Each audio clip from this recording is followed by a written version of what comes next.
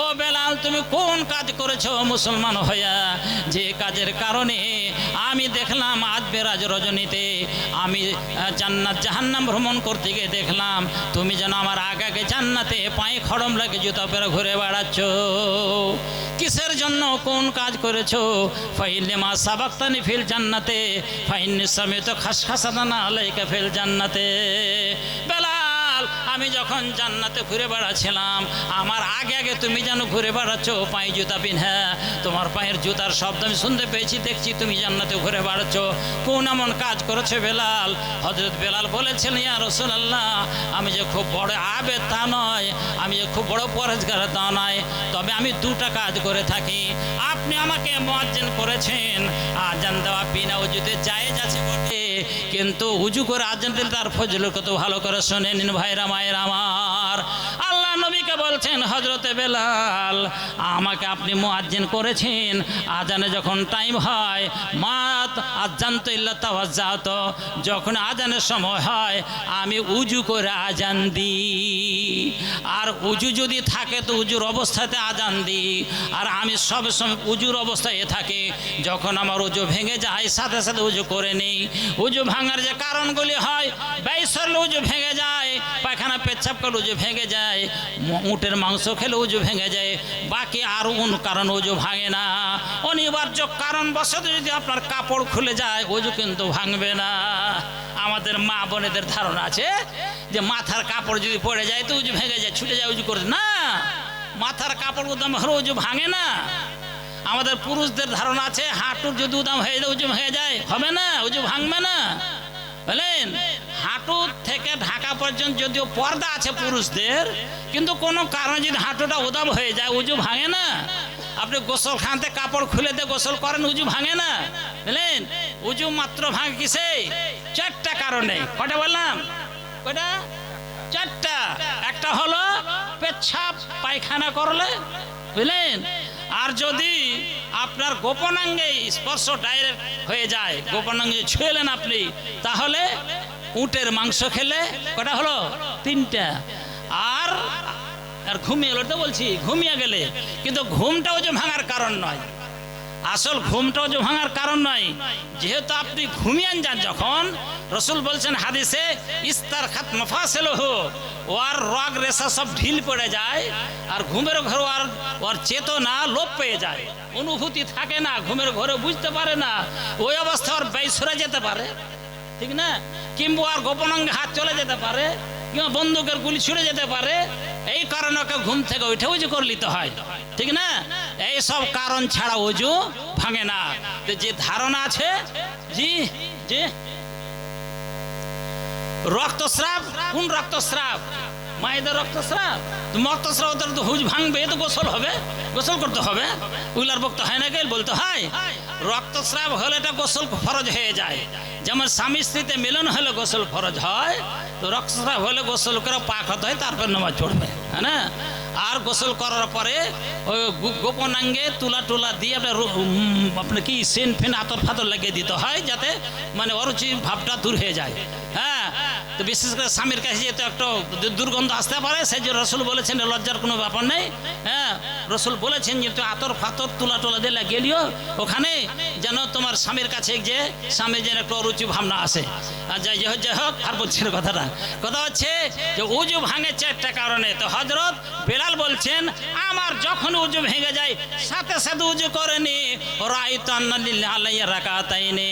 আর যখন উজু করি তাহিয়াতুল উজু স্বরূপ আমি 2 রাকাত নামাজ পড়িনি প্রতি উজুর সময়।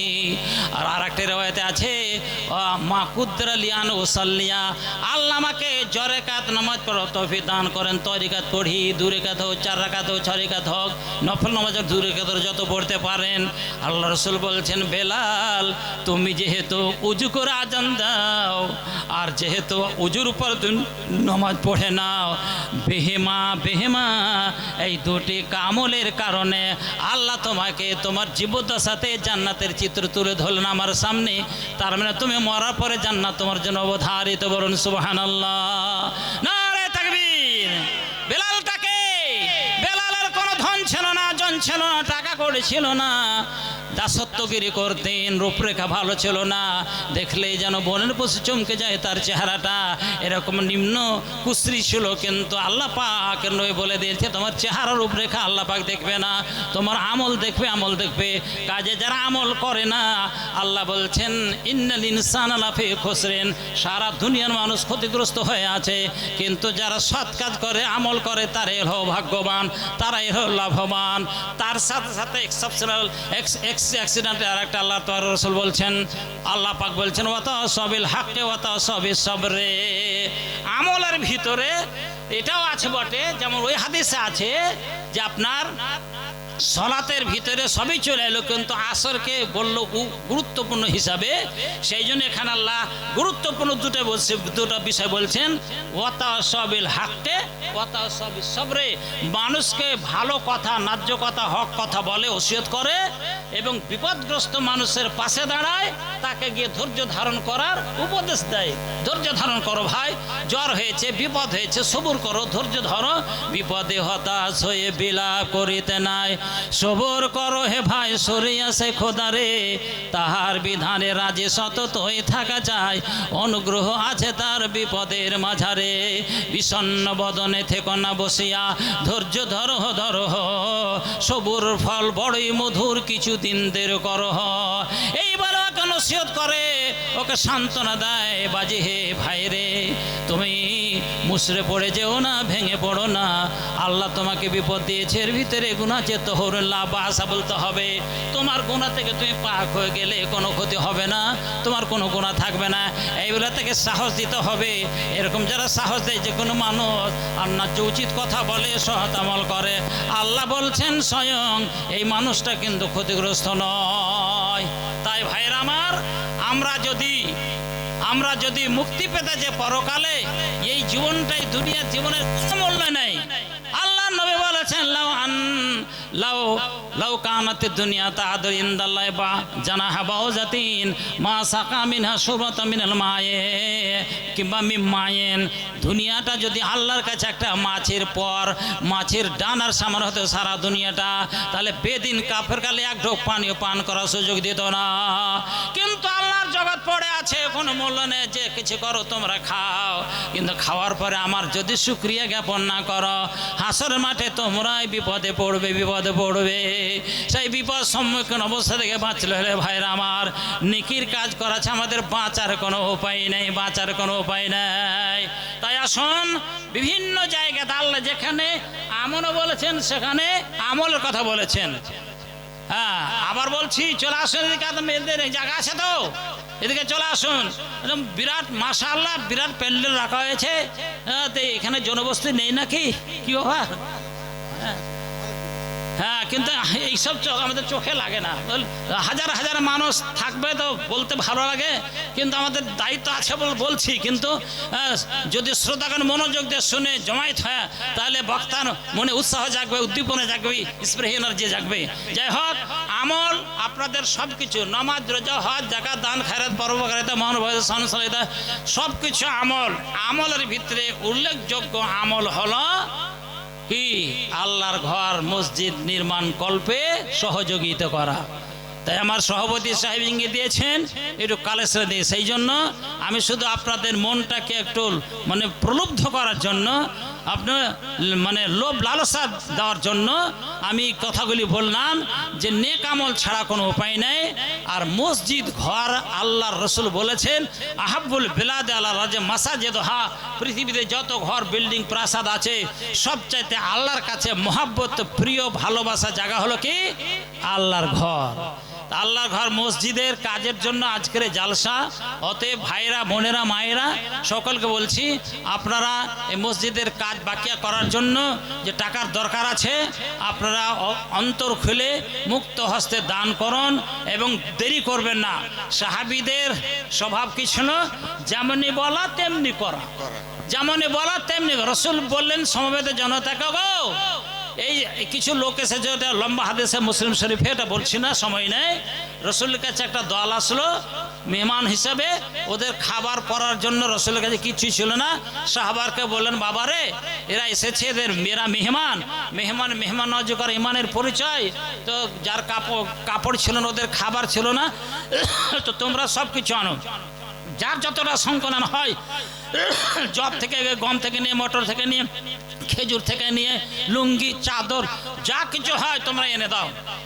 যেমনি বলা তেমনি করা, মুহূর্তের ভিতরে আল্লাহ রসুলের সাহাবীরা দানের পালা লাগিয়ে দিলেন। তাই ভাইরা আমার, আসুন আর দেরি নয়, আমার পিছনে বড় বক্তা আছেন, রাত হয়ে গেলে আর মানুষের শোনার এনার্জি খতম হয়ে যাবে, আর দেরি নয়। জি, বেশি করে দেন। মা বোনদের বলছি যে আপনারা একটু মেহরবানি করে আগিয়ে আসেন, এখানে প্রচুর জায়গা ফাঁকা আছে এবং ভালো জায়গায় খড় পাতা আছে কিনা, ভালো করে খড় পাতা আছে, আপনারা আসেন। খড় পাতা আছে, মা বোনেরা আপনাদের বসার জায়গা খুব সুন্দর আছে, দেন। এই দেখেন, হাত ছোঁয়াতে যাবেন না, যার যত ক্ষমতা দান দিবেন ভাইরা, ঠকাঠকি করবেন না। একটু আগিয়ে যান। মাশাআল্লাহ, জাযাকুমুল্লাহ খায়রাল জাযা ফিদ দুনিয়া আখিরা। 500 1000 করে দান হচ্ছে, আচ্ছা 5000 10,000 করে দিবেন, তো ভালো লাগবে। আসুন তাড়াতাড়ি আসুন ভাইরা, দেরি করেন না। ইমানের পরিচয় হয় যেমনই বলা তেমনি করা। জাযাকুমুল্লাহ খায়রাল জাযা ফিদ দুনিয়া আখিরা। আসুন 5000 10,000 দিতে হবে, তাহলে জালসা। দেখছেন না প্যান্ডেল কত সুন্দর চলছে, কতটি বক্তা রেখেছে, মাইক ভাড়া লাগবে, কত টাকা খরচ আছে, খরচের পরে এক্সেস টাকা যদি না হয় উল্লেখযোগ্য, তাহলে তো জালসা করে লাভ হলো না। হ্যাঁ, মেয়েদের পক্ষ থেকে সবাই মিলাইটি, হ্যাঁ, কেহ কইলিয়েছে, সবাই দেয়নি। মায়েদের মহল থেকে 2500 টাকা এসছে, 2500 টাকা। মাশাআল্লাহ, জাযাকুমুল্লাহ খায়রাল জাযা ফিদ দুনিয়া আখিরা। আরেকজন 500 টাকা, আরেকজন 200 টাকা।